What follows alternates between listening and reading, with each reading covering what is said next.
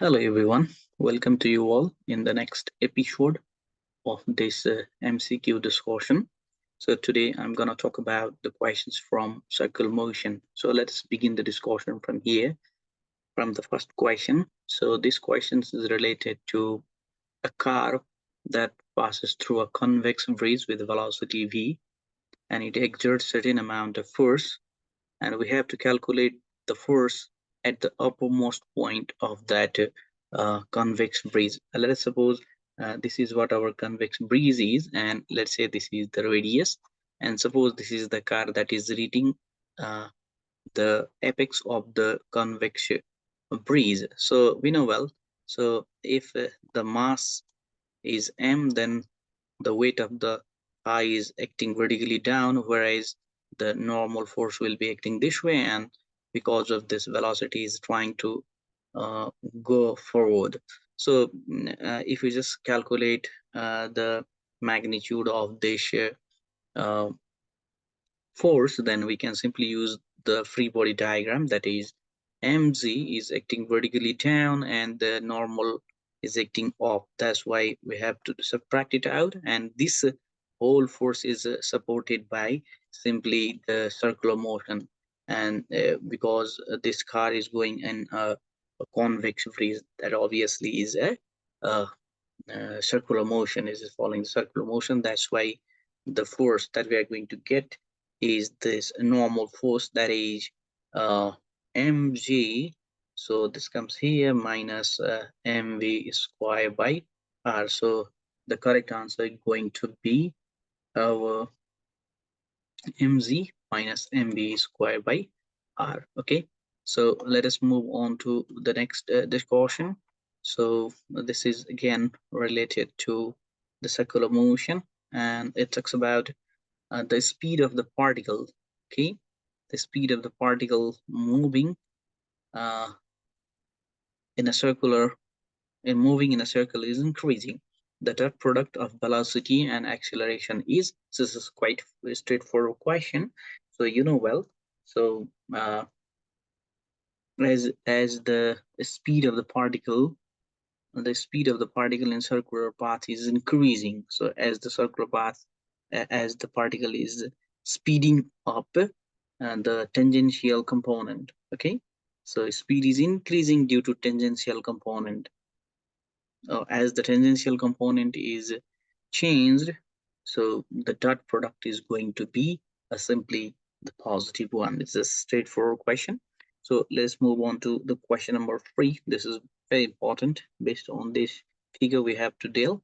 So find the maximum radius of the circle. This is the circle, so that the block can complete a circular motion. So as soon as we release this block from here, it travels through, and uh, if it need to complete the circular path, then what should be the radius of the circular path? We have to calculate it out. So for this one, we will be using simple concept of the physics.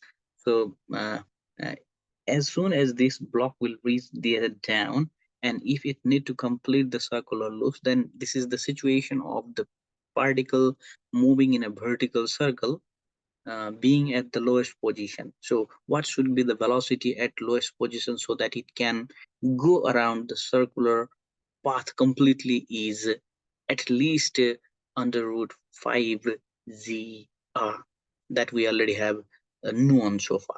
So this is quite related to this question number 4. So let us just discuss this question number 4 first, and we can come back to question number 3 to jaws out.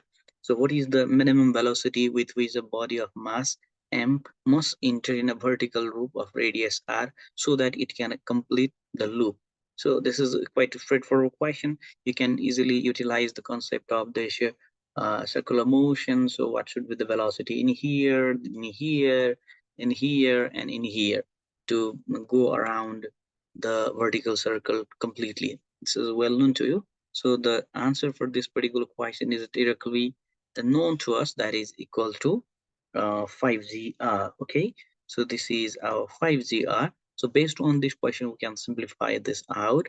So as soon as this block goes down to the bottom, the total amount of energy it has is, the total energy in the block right now is mgh.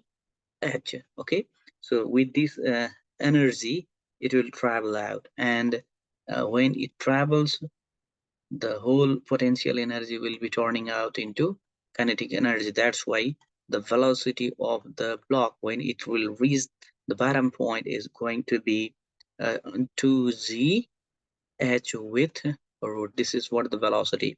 Okay, and we know that to go around this circular loop completely, this velocity must be greater or equal to 2gh. Okay, so as it is reaching the ground, so what we can write in here is under root 2gh will be, should be greater or equal than 5zr.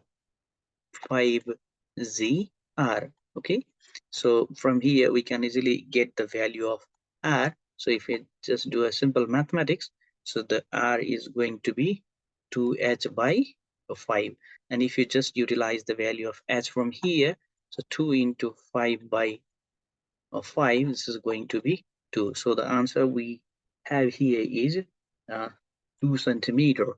So this is how we can simply simplify it out for this kind of question. This type of question will be so important for the engineering entrance preparation. So finally, we have reached the last question. The last but not least, a particle is moving in a curved path. Which of the following quantity may remain constant during the motion? So acceleration may change, okay, because the direction is continuously changing. Velocity also will be changing, okay. So, and the quantity that can remain constant, that can remain unchanged, is the magnitude of acceleration. This is a straightforward question that you can easily deal from the general concept of the acceleration velocity in circular path. That's why this is the correct answer for this question. So this much only for today. This is a quite short video for you all. Thank you all and stay tuned.